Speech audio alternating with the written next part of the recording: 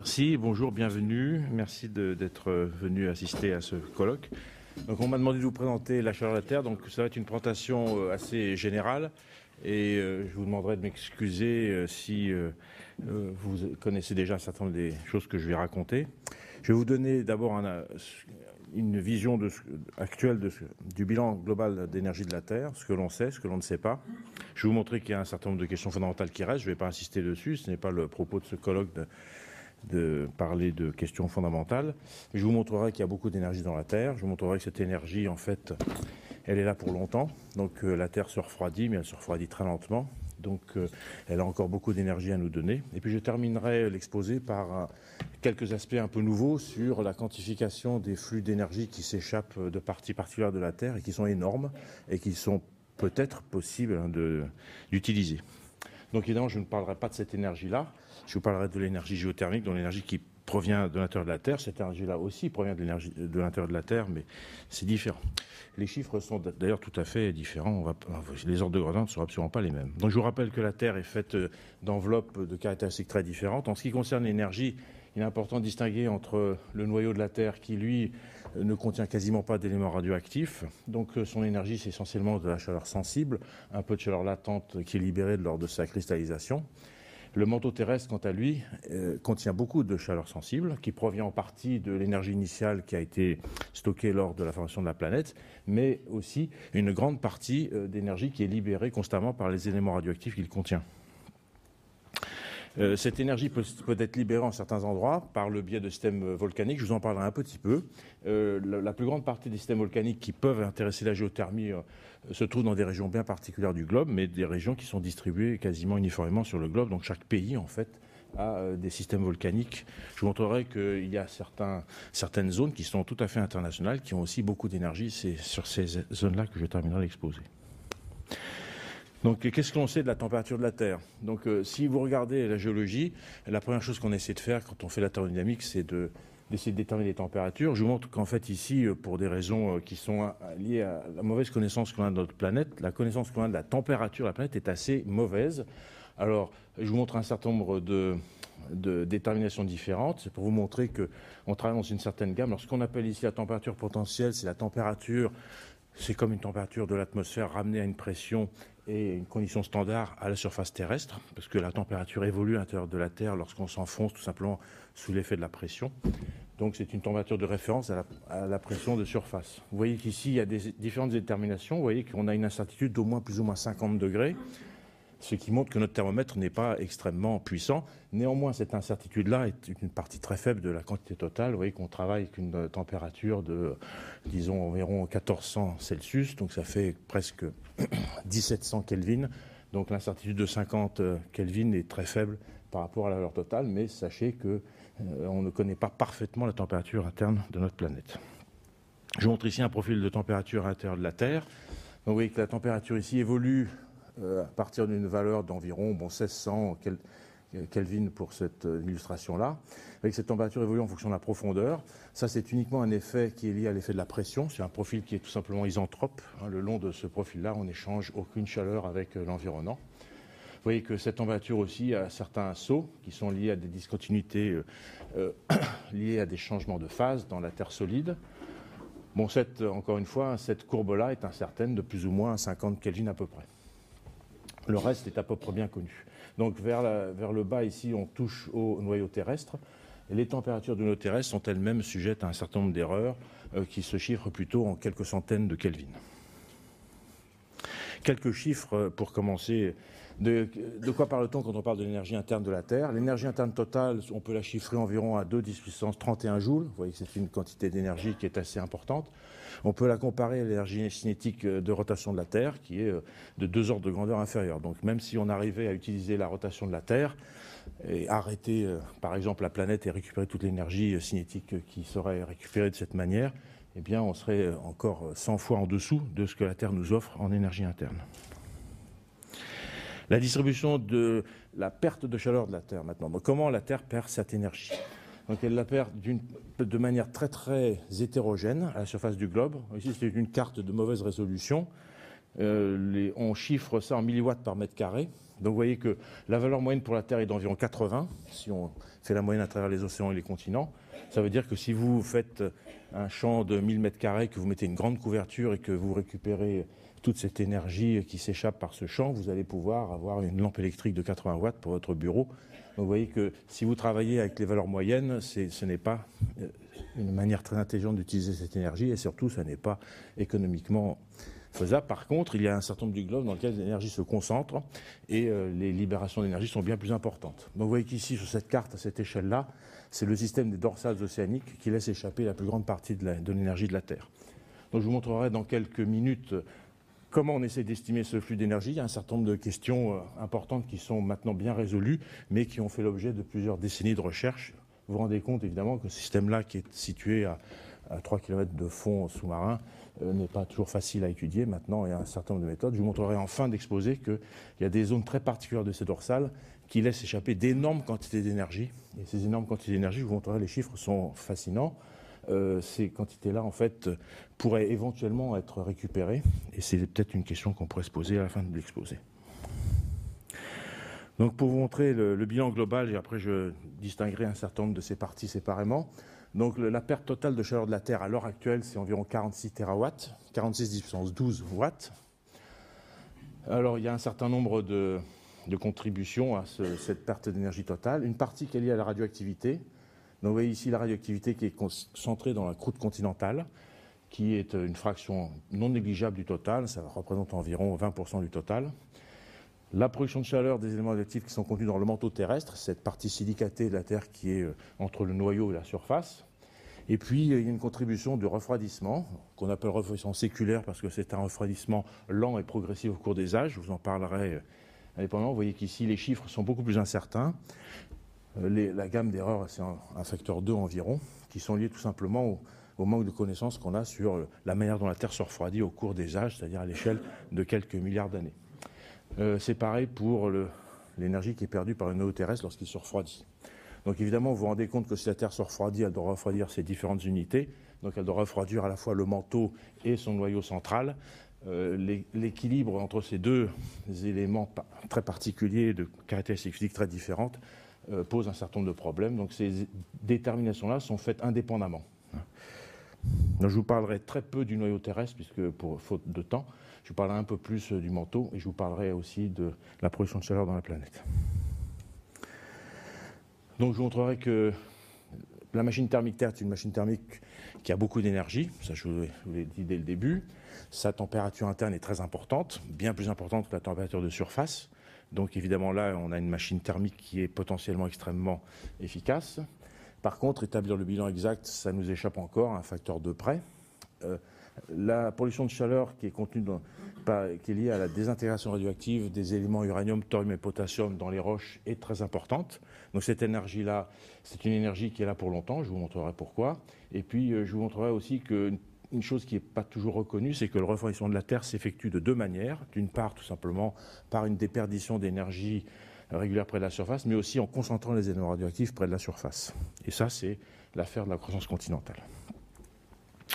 Donc, je vous montrerai très peu d'équations. Je suis désolé de vous présenter celle-ci, mais elle est assez simple. C'est le refroidissement de la Terre séculaire. Donc, ça, c'est la masse, la capacité calorifique, la variation de température avec le temps.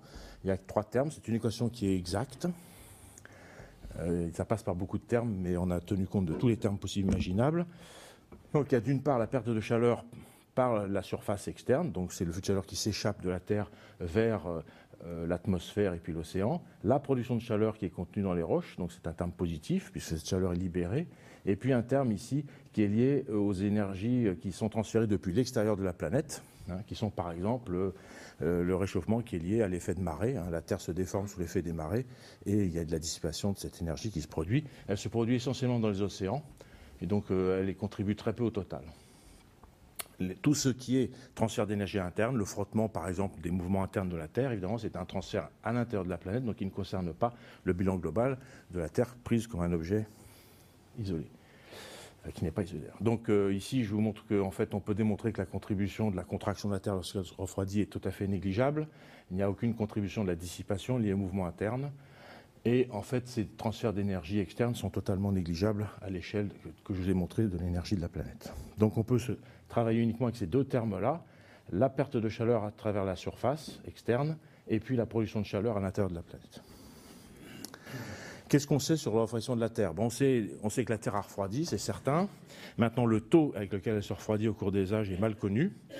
Donc je vous montre ici ce qu'on peut faire de mieux. Je vous prie d'excuser le fait que je vais vous montrer des figures qui sont à la fois en anglais, à la fois en français. Je n'ai pas eu le temps ni le courage de tout traduire. J'en ai traduit un certain nombre.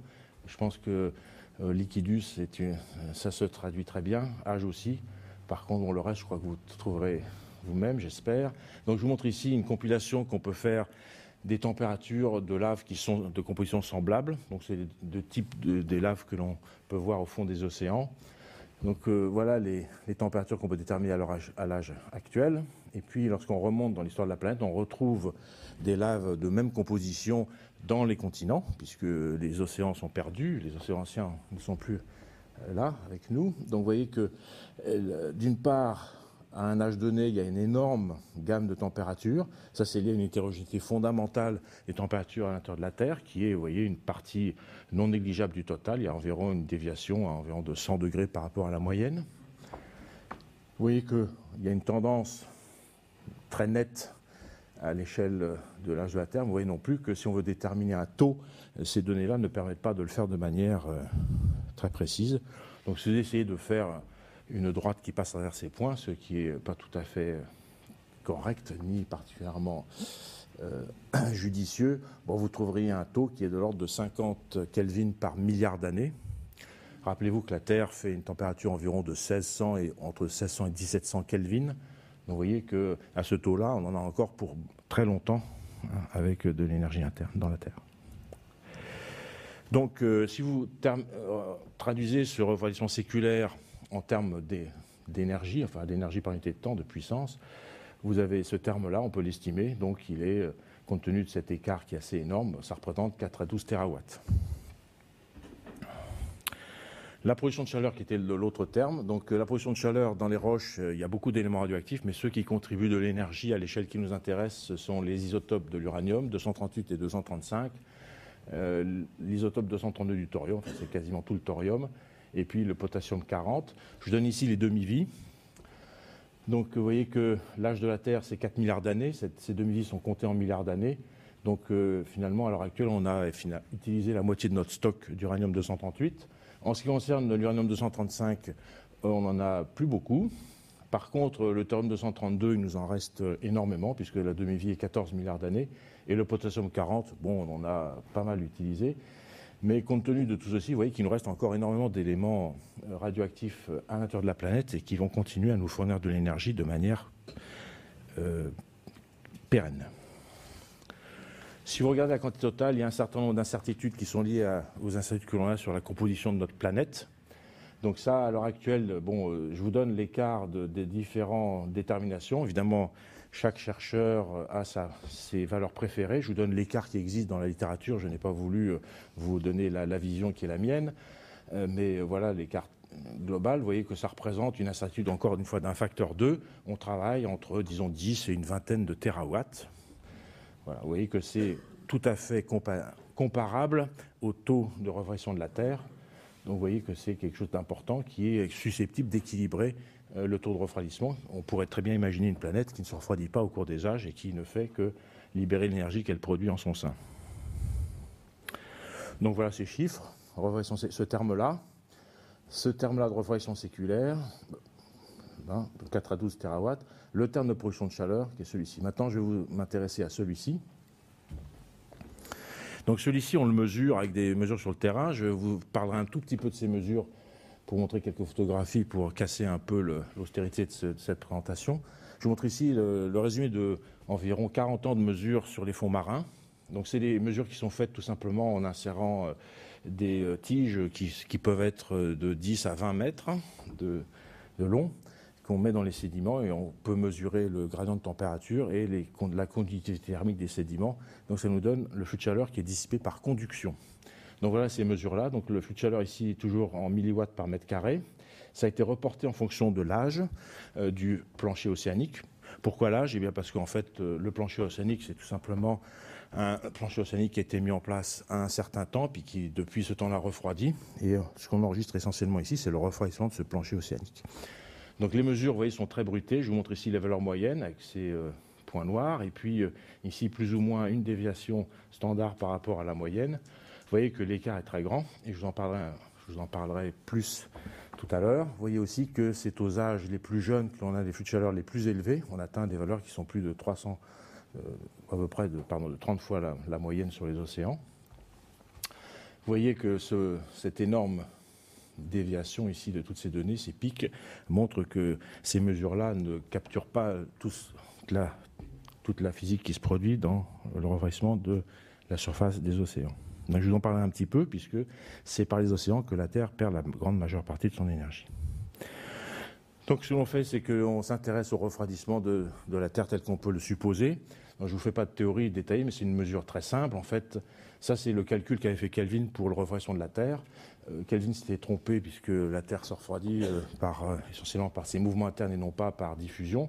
Mais son calcul est exact en ce qui concerne les océans. Donc ça, c'est la formule qui vous dit qu'un corps qui était à température initiale Tm et dont la surface supérieure est brutalement portée à 0 degré, eh bien, va se refroidir selon les lois de la conduction. Donc le flux de chaleur, donc par unité de surface, c'est la conductivité thermique, la température interne divisée par pi. Kappa, c'est la diffusivité thermique, et T, c'est le temps. Donc cette formule est extrêmement simple, elle est validée de mille et une manières, mais elle ne colle pas avec les données. Donc voilà les données, et voilà ce modèle de refroidissement par diffusion. Vous voyez que ça ne colle pas pour les âges jeunes, ça ne colle pas là où ça nous intéresse, puisque c'est là que se dissipe la plus grande partie de l'énergie, ça colle à peu près aux âges anciens. Donc qu'est-ce qui se passe aux âges jeunes? Bon, ça a été l'objet de grandes controverses, et c'est une controverse qui est réanimée régulièrement, puisque certaines personnes vont vous dire « Ah ben moi, je ne vois que ce que je suis capable de mesurer, donc je ne peux voir que ces valeurs-là. » Ces valeurs-là, c'est un modèle théorique, donc c'est de la théorie, donc ça n'a aucune validité, en tout cas aucune solidité. Donc depuis, disons, une vingtaine d'années, on essaye de bien comprendre et de quantifier cette différence et de la qualifier précisément. Donc je vais vous montrer que ce modèle-là, il est très très bon. Il a fallu faire des campagnes océanographiques particulières pour le démontrer. Et puis il y a différents types de validation qu'on peut apporter à ça. Donc c'est important parce que ça représente l'énergie qui est perdue par le refroidissement de la lithosphère, dont une partie seulement est dissipée par diffusion.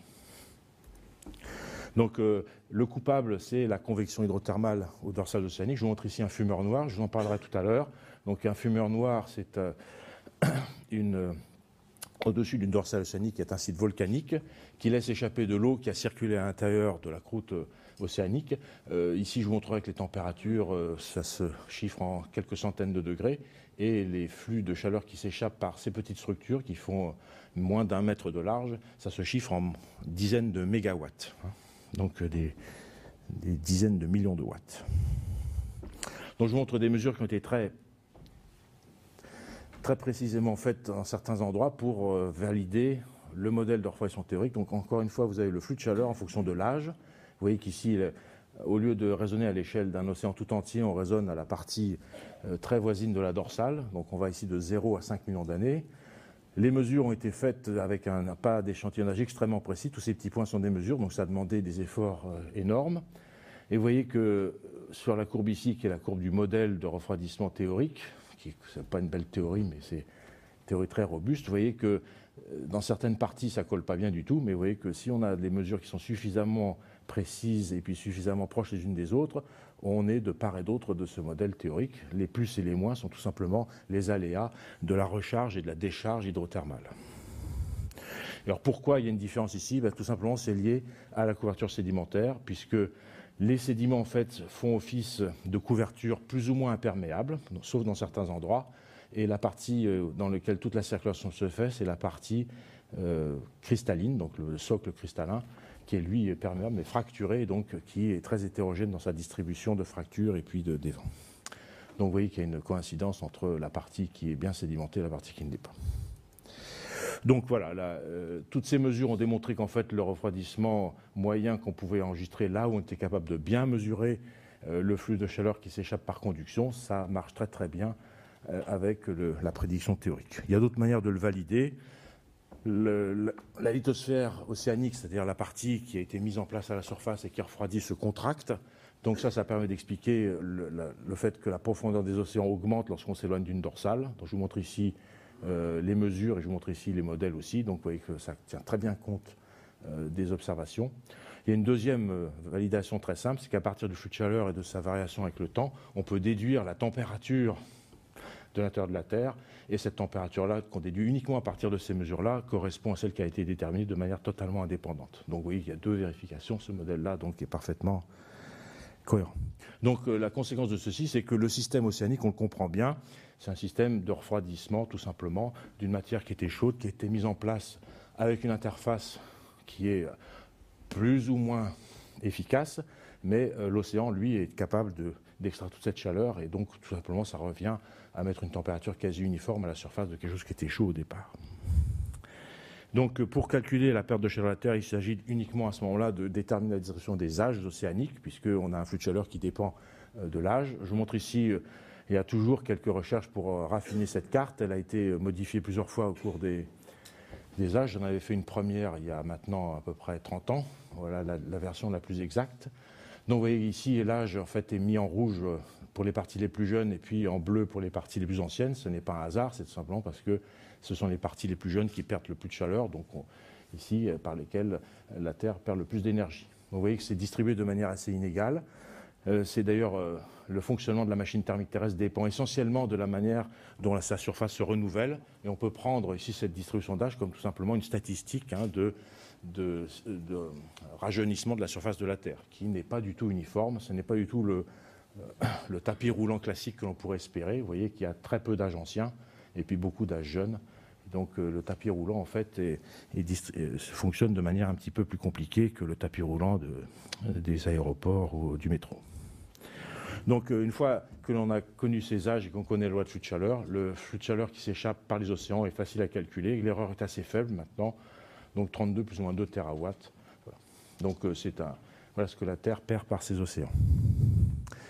Les continents, eux, comme vous voyez sur cette carte-là, sont tout à fait différents. Vous voyez qu'à l'échelle de cette carte-là, les continents sont des zones bleutées avec peu de détails. Bon, il y a des détails quand même, puisqu'on va du bleu au vert. Donc il y a des variations de flux de chaleur qui sont de l'ordre d'un facteur 3 dans les continents. Ce sont des parties ici qui nous intéressent, puisque nous vivons dessus. Mais il faut savoir qu'évidemment, l'énergie que l'on peut récupérer par le biais des continents, en moyenne, est beaucoup plus faible que celle qui s'échappe par les océans.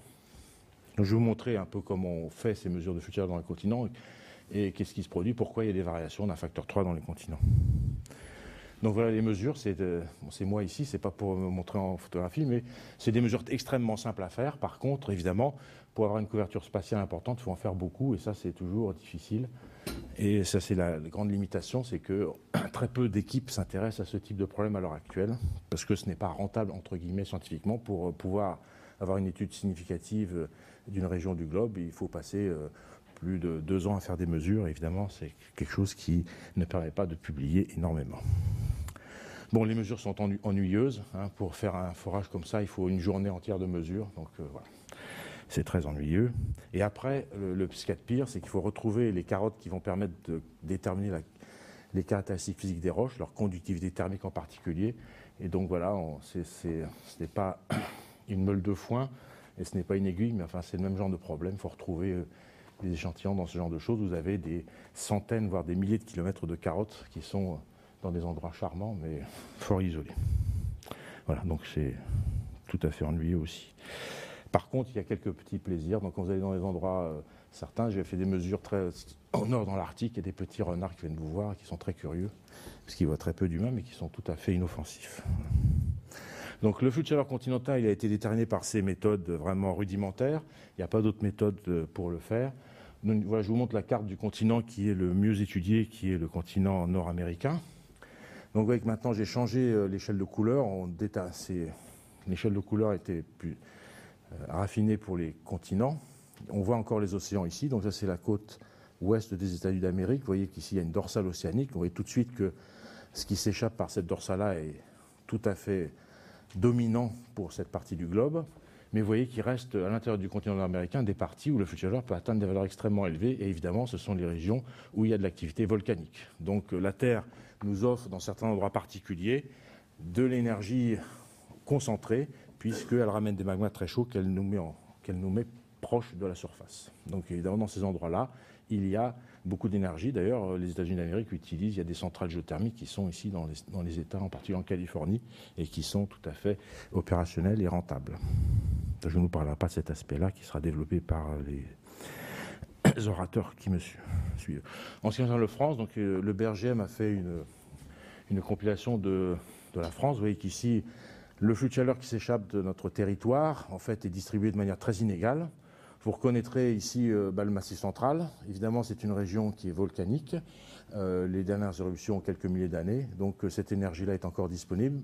Mais il y a une partie de l'énergie non négligeable ici qui est liée à la radioactivité très importante des massifs granitiques du Massif central. Donc vous voyez que même à l'échelle de la France, une énorme variation du flux de chaleur qui s'échappe de la surface. Donc un facteur ici qui est de l'ordre de, encore une fois, 3 ou 4. Donc maintenant, je vous montre le bilan sous sa forme complète, le refroidissement séculaire, le flux de chaleur qui s'échappe de la surface, la production de chaleur que l'on peut mesurer avec différents modèles de terre. Vous voyez, voilà, ça reprend 4,12 TW, 13,24 TW. L'énergie totale qui s'échappe de la surface 45, vous voyez très vite que le bilan, on ne le ferme pas parfaitement, c'est dans les gammes d'erreur, mais ce bilan, on ne le connaît qu'à un facteur 2 près. Alors vous me direz, un facteur 2 près à cette échelle-là, c'est pas très gênant. Ce facteur 2, c'est très gênant si on s'intéresse au refroidissement séculaire de la Terre éventuellement.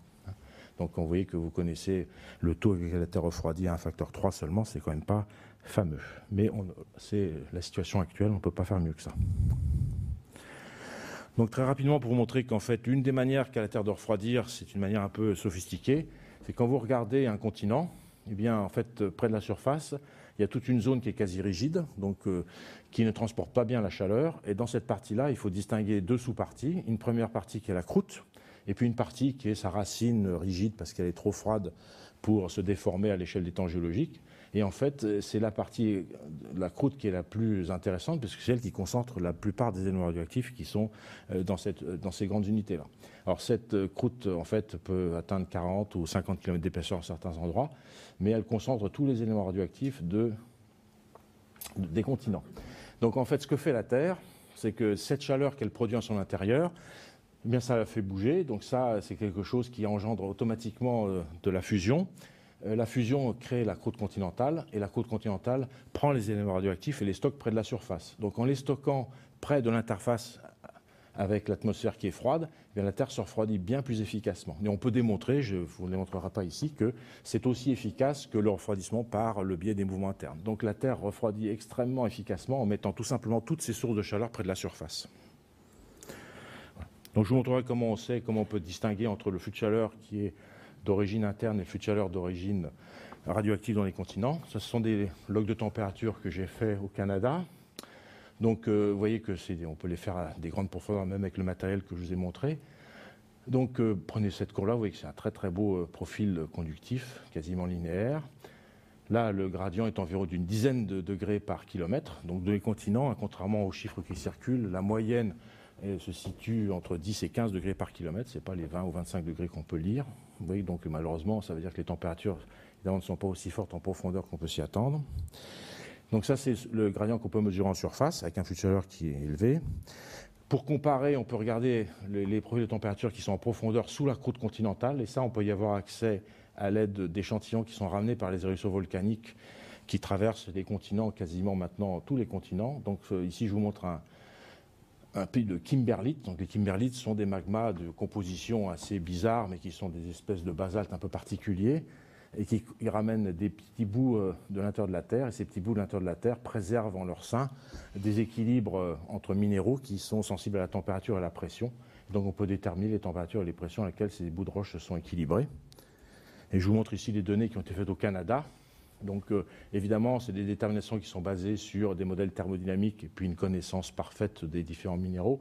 Donc les erreurs sont plus importantes, ce n'est pas des mesures de température très précises. Mais ce que vous devez voir ici, c'est qu'il y a des légères variations entre les provinces, mais vous voyez que le gradient ici, par contre, est beaucoup plus faible que celui que je vous ai montré pour les logs de température en surface. Ici, le gradient moyen est de 5 degrés par kilomètre. Donc vous voyez qu'entre la surface et c'est les mêmes régions, vous avez plus de 10 degrés à la surface et moins de 5 degrés sous la croûte terrestre. ça veut dire des flux de chaleur qui diffèrent au moins d'un facteur 2. Et la différence est liée au fait qu'entre les deux, il y a la croûte continentale qui a beaucoup d'éléments radioactifs. Et c'est cette radioactivité-là qui permet d'entretenir le flux de chaleur qui est mesuré à la surface supérieure. Donc évidemment, vous voyez que c'est pour faire la séparation entre radioactivité et puis apport à l'intérieur de la Terre, ça demande ce type d'étude qui évidemment est assez difficile et demande évidemment d'avoir des éruptions volcaniques bien échantillonnées. Donc je vais sauter là, c'est peut-être pas très intéressant. Donc pour montrer la production de chaleur dans la croûte, c'est de l'ordre de 7. La production de chaleur qu'on peut déterminer dans le manteau directement, simplement par l'échantillonnage, c'est un total de 18 terawatts. Je vous mets des petites incertitudes parce qu'il est très difficile de qualifier l'erreur qu'on fait sur ces déterminations-là. Donc c'est ce qu'on est capable de voir après tout ce qu'on est capable de récupérer à la surface terrestre. Et on peut comparer ça avec les modèles de géochimie qui nous donnent la production de chaleur dans la Terre.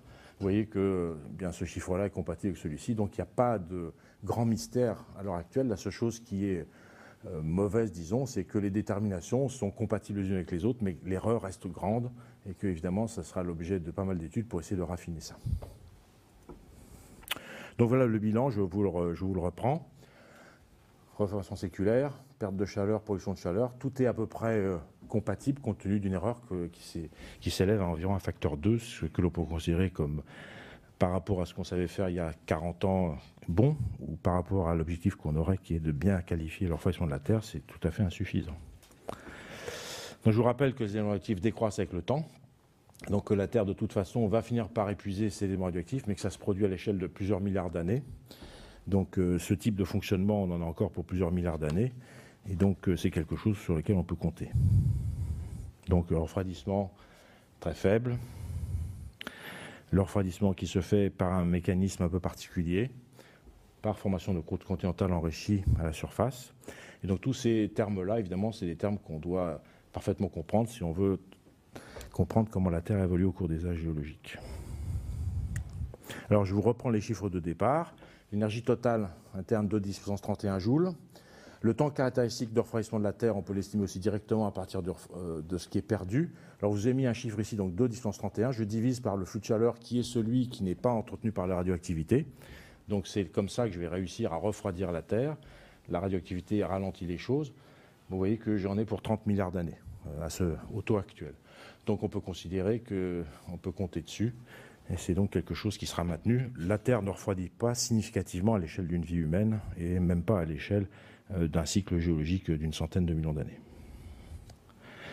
Donc la Terre, par contre, nous focalise l'énergie en certains endroits bien particuliers, en général liés à des éruptions volcaniques et à la mise en place de magma en profondeur. Donc je vous en ai parlé au niveau du continent nord-américain. Donc, vous voyez qu'ici, si vous cherchez à développer l'énergie géothermique au Canada, vous pouvez la développer à haute énergie ici, mais vous pouvez la développer à basse énergie ici, parce que même dans ces régions-là, les roches ont été portées à des températures qui ne sont pas négligeables. Vous allez taper, c'est d'ailleurs le problème des mines, à 2 km de profondeur dans tous ces endroits, il y a des galeries de mines, et ces galeries de mines sont à plus de 40 degrés, d'ailleurs, ce qui pose des problèmes énergétiques lorsque vous voulez faire fonctionner la mine, et puis avoir des êtres humains qui travaillent dans ces conditions-là. Donc il y a même de l'énergie à pointer ici, c'est de l'énergie basse énergie, mais là, l'énergie basse énergie, il y en a une quantité absolument énorme.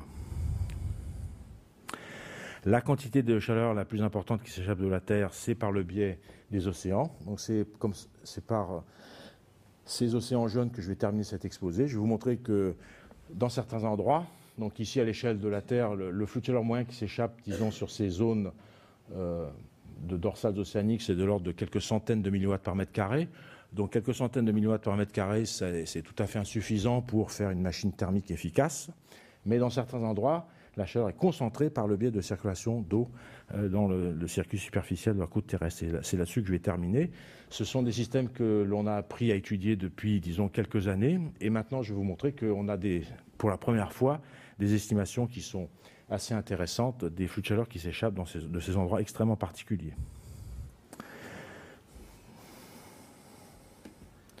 Pardon, il faudrait que je fasse... Bon. Et ça devrait s'animer.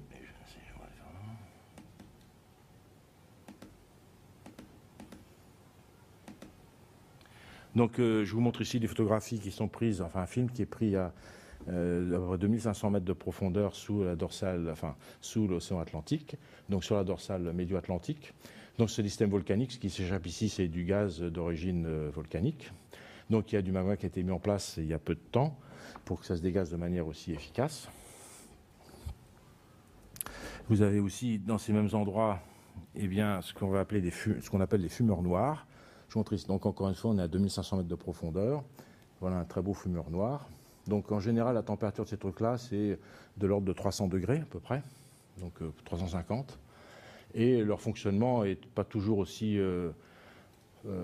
permanent qu'on le souhaiterait, mais je vous montrerai qu'on peut le suivre. Voyez ça sort.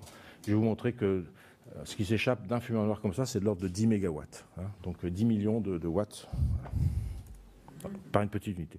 Donc on a été capable de revenir sur les mêmes sites. Donc les sites ont des noms bizarres. Voilà la Tour Eiffel, c'est le plus beau fumeur noir de la dorsale médio-atlantique. Voilà.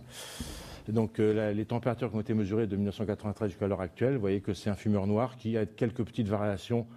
Il a apparemment ici eu un petit...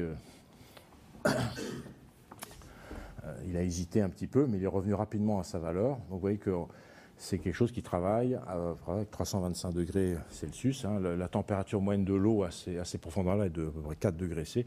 Donc vous voyez que pour un cycle de Carnot, c'est très bon.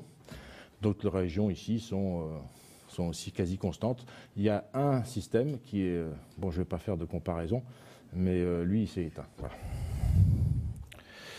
Donc je vais vous montrer plus précisément cet endroit-là. Je vais vous montrer qu'en fait, la chaleur s'échappe par le biais des fumeurs noirs, mais par le biais de zones diffuses qui sont un peu plus compliquées que ça. Donc c'est la zone qu'on appelle de Lucky Strike. Donc ce qui se produit dans ces zones-là, le magma a été mis en place à des profondeurs de quelques kilomètres. La croûte océanique est très jeune, en fait, se refroidit, se contracte.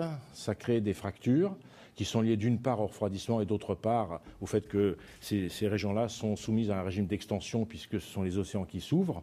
Donc ça donne toute une série de fractures qui donnent accès, en fait, à l'eau de surface qui va aller pouvoir atteindre le magma en profondeur. Ce magma est mis en place à plus de 1200 degrés. Donc ce qui est intéressant ici, c'est le système de fracture, puisque les fractures vont permettre à l'eau d'aller échantillonner ces zones extrêmement chaudes et puis retourner vers la surface par le biais de zones extrêmement concentrées. Donc ici, c'est un système de concentration d'énergie qui va focaliser l'énergie d'une grande source qui est la source magmatique à quelques kilomètres de profondeur et la faire sortir par quelques évents ou quelques fractures bien échantillonnées. Alors évidemment, ces fractures peuvent être distribuées de manière un petit peu aléatoire sur certaines régions. Je vais vous montrer comment on étudie ça. Donc voilà une zone, c'est cette zone de... Voilà une zone, vous voyez qu'ici ça couvre quelques centaines de mètres. Donc il y a un lac de lave. Donc le lac de lave il s'est refroidi. Mais il y a des zones différentes, des structures actives qui sont des fissures, des fumeurs noirs, et puis des zones de fractures bien plus diffuses qui laissent passer de l'énergie. Donc vous voyez que l'énergie ici se concentre en certains endroits, mais même sur une région de quelques centaines de mètres, c'est distribué par le biais de fractures qui sont plus ou moins homogènes. Donc je vous montrerai comment on peut caractériser ça. En général, il y a tout de suite de l'activité biologique qui se développe dans ces régions-là. Donc on peut, en cartant l'activité biologique, on carte aussi les zones qui laissent passer de l'énergie, puisque les fluides ne transportent pas uniquement de la chaleur, mais ils transportent aussi des tas de nutriments qui entretiennent cette vie-là. Donc vous voyez que ces zones-là relativement diffuses sont les zones où on voit des tapis biologiques. C'est important, donc c'est des zones dans lesquelles la chaleur s'échappe de manière diffuse.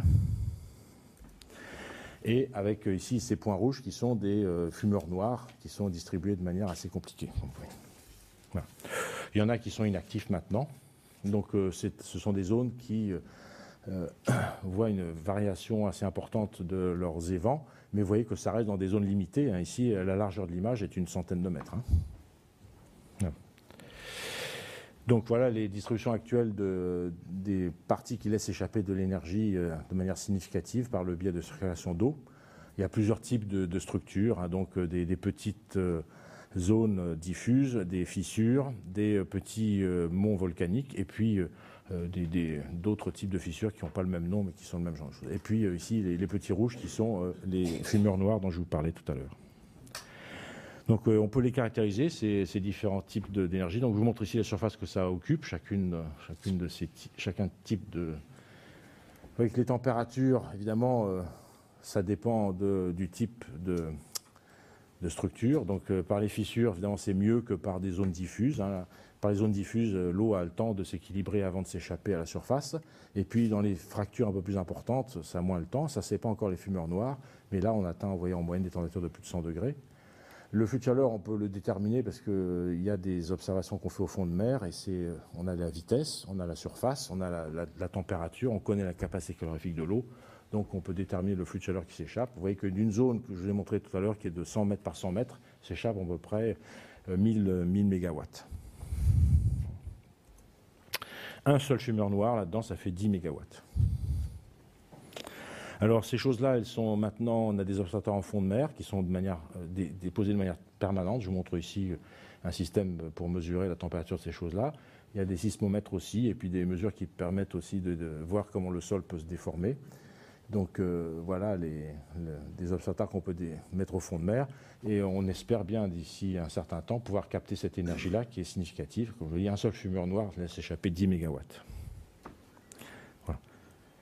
Et je vais vous laisser avec un petit poisson pour montrer que cette énergie-là, c'est une énergie douce. Les poissons survivent. Hein. Le fumeur noir sort à 150 degrés ici, mais ça ne perturbe pas ce petit poisson. Merci.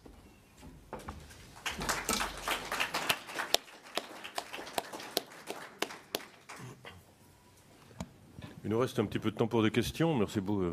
Merci infiniment. Moi, j'ai appris énormément de choses, mais pas vraiment de questions à poser. Pour moi, il faut assimiler. Mais est-ce qu'il y a des questions dans la salle, des commentaires peut-être? Monsieur, oui. Attendez, on va vous passer un micro. Donc, merci encore pour cet exposé qui effectivement met les choses avec une très grande précision sur la table. Même avec le micro, soit le micro ne marche pas, soit même avec le micro, il faut quand même parler plus fort.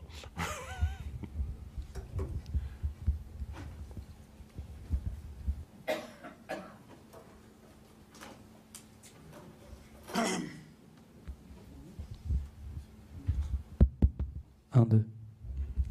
Pardon, merci. Voilà.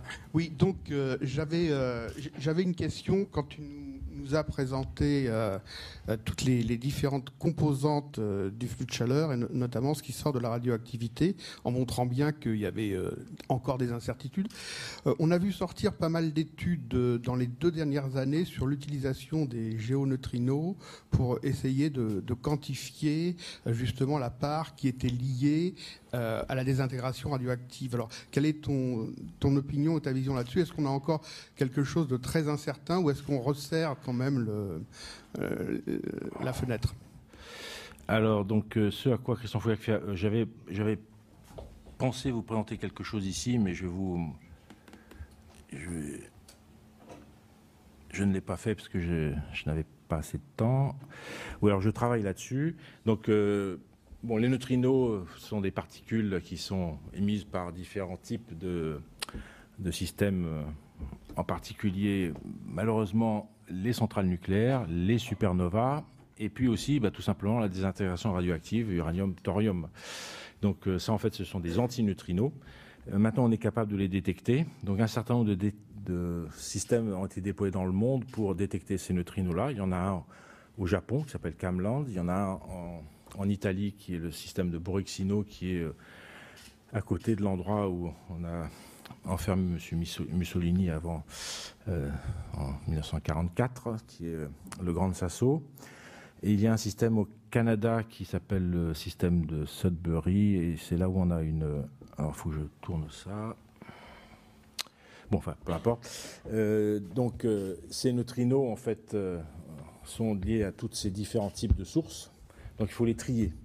Donc, ce qu'on est capable maintenant à l'heure actuelle de faire, c'est les antineutrinos qui sont liés à la radioactivité interne de la Terre. Ce sont des antineutrinos de haute énergie. Hein, ça se passe à plus de 1 MeV. Donc, ils ont une signature qui est particulière. Donc, on peut détecter facilement par rapport, par exemple, à ceux d'une supernova ou ceux du bruit atomique ambiant. Donc, maintenant, on est capable de déterminer un flux de neutrinos d'origine interne. Donc, à terme, on peut détecter, évidemment, tous les neutrinos qui s'échappent de l'intérieur de la Terre par radioactivité, à cause de la radioactivité. Donc, on peut espérer déterminer la quantité totale de radioactivité dans la Terre grâce à cette méthode-là. Alors, un des problèmes, c'est que comme le détecteur de neutrinos dans la croûte continentale et que cette croûte continentale est enrichie en éléments radioactifs, une bonne partie des événements qu'elle enregistre eh bien, sont liés à la radioactivité locale. Alors nous, on a travaillé là-dessus puisque la zone de Canada sur laquelle j'ai fait pas mal de mesures nous a demandé d'évaluer un peu la contribution de la croûte continentale dans le coin. Ils avaient choisi quelque chose qu'ils pensaient être calme, puisque c'était un vieux continent. Mais comme ce n'étaient pas des géologues, ils ont choisi la partie la pire du continent canadien, puisque c'est la partie la plus riche en éléments radioactifs du continent canadien. Donc il faut faire des corrections locales. Donc à l'heure actuelle, les déterminations que permettent de faire les antineutrinos sont à peu près compatibles au bilan d'énergie que je vous ai montré. Donc la fourchette se rétrécit. Pourquoi ? Elle se rétrécit parce qu'en fait, les neutrinos d'origine interne, c'est à peu près un événement par mois. Donc quand vous avez un détecteur qui travaille sur ces neutrinos-là, il a 12 événements par an à peu près à se mettre sous la dent. Donc les statistiques, évidemment, ne sont pas excellentes. Donc ce qui a beaucoup fait avancer les choses, c'est que maintenant, il y a plusieurs détecteurs qui sont mis en ligne. Donc le détecteur japonais, le détecteur italien et bientôt le détecteur canadien. Donc avec ça, les statistiques se resserrent. Et à l'heure actuelle, l'erreur qui était au début, les premières déterminations par Camland donnaient une production de chaleur de la Terre qui était de l'ordre de 60 terawatts maximum. L'estimation moyenne qu'on peut faire par les connaissances sur la chimie de la Terre qu'on a, c'était 20. Donc vous voyez que c'était un facteur 3. Enfin, c'était une borne supérieure. Ce n'était pas du tout la valeur moyenne estimée. Donc c'était compatible. Maintenant, on resserre. Ça se joue entre 1 et 3, 10 et 30 terawatts, d'après les dernières déterminations que je connais. Donc la fourchette se resserre. Et les antineutrinos, on espère bien, nous permettront de bien caler la quantité totale d'éléments radioactifs qu'il y a dans notre planète. Alors, ce que je vous montre ici, c'est une carte que je devrais faire tourner. C'est le flux de neutrinos qui est en... c'est des unités que je n'aime pas, mais enfin, c'est la production, le taux de production de neutrinos d'origine interne, TNU. Voilà. Donc, voilà, vous avez cette carte-là. Vous voyez qu'en fait, ceux d'origine crustale, c'est les neutrinos que de toute façon on pourrait caractériser indépendamment de ces détecteurs-là. Donc on peut considérer ça comme le bruit qui vient nous gêner, puisque ce qu'on souhaite avoir, c'est les neutrinos qui proviennent des zones plus profondes de la Terre. Vous voyez que c'est réparti très inégalement et c'est lié essentiellement à la variation de la radioactivité de la croûte continentale.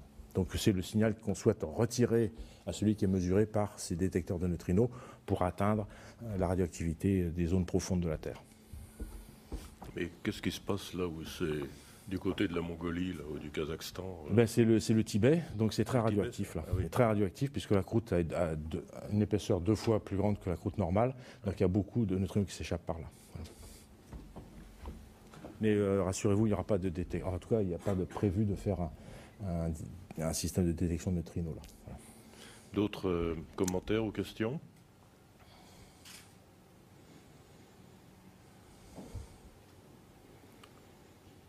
Non ? Ah, j'en vois deux maintenant tout d'un coup. Madame. Alors, attendez, on vous apporte le micro.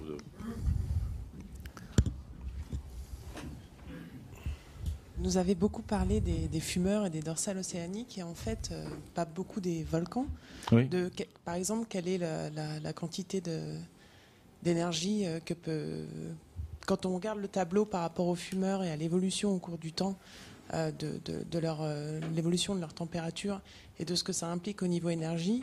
Est-ce qu'on a les mêmes études sur les volcans ?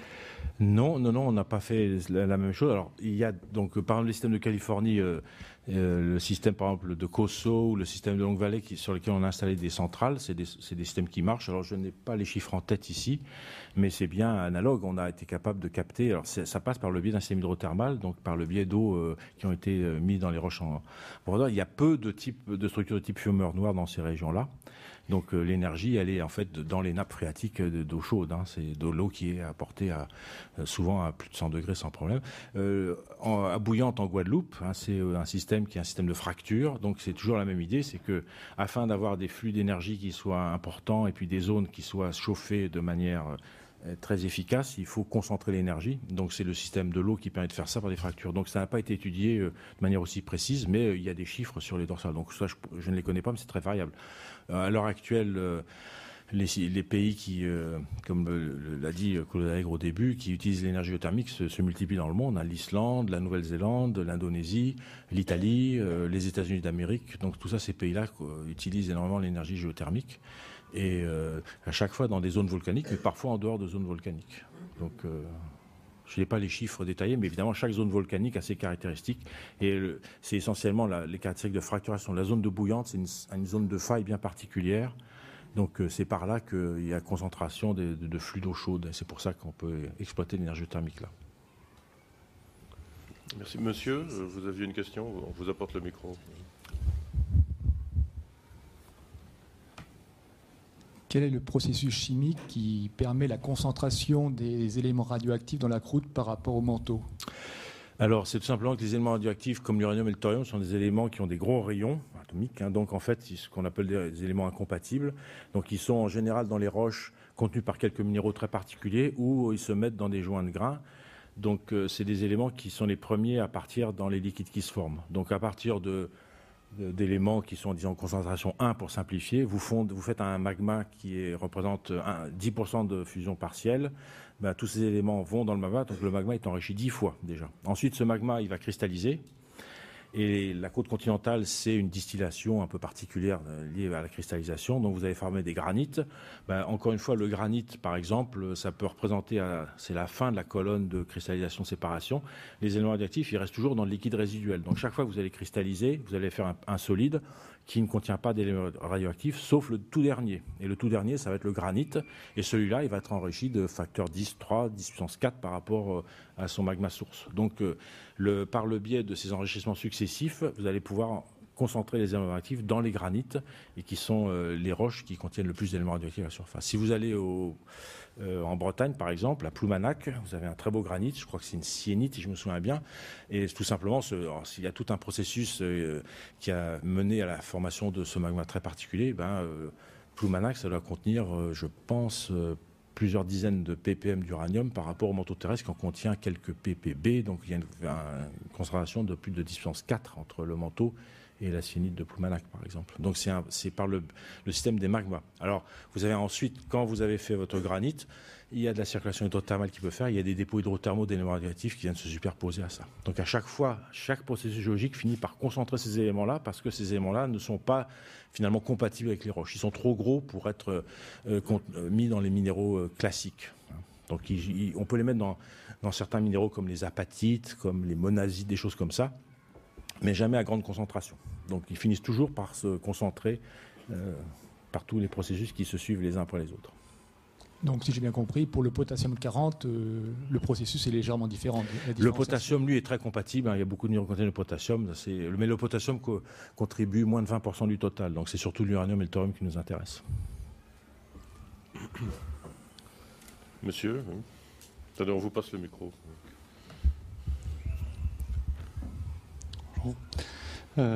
Finalement, avec ces fumeurs noirs, on pourrait faire des centrales électriques sous-marines,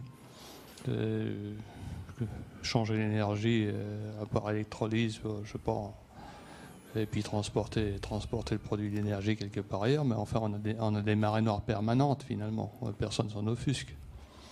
Oui. Alors, des marées noires là-dedans, au fond des mers. D'ailleurs, les fumeurs noirs se mélangent. La chimie de l'océan est liée en partie à ces fumeurs noirs. Donc, apparemment, ça fonctionne depuis des milliards d'années. Donc, ça n'a pas nuit au fonctionnement des systèmes écologiques. Le fumeur noir, lui, il est parfait. Hein. C'est grâce à ça que la vie se développe au fond de mer. Hein. C'est grâce à tous les éléments. Il y a du manganèse, il y a du fer, il y a des tas de choses. Donc, la vie se développe par le biais de ces éléments-là. Il n'y a évidemment pas d'énergie d'origine solaire à ces profondeurs-là. Donc ça a permis la vie, ça a permis le développement de la vie. Des bactéries, il y a beaucoup de chercheurs qui étudient d'ailleurs ça. Les premières fois qu'on est allé voir, c'est les premières plongées en sous-marin, ça a été fait dans les années 70. Les gens ne s'attendaient absolument pas à avoir des formes de vie dans ces régions-là. Donc la vie se développe dans pas mal d'endroits. Et c'est très favorable à la vie, ce genre de système.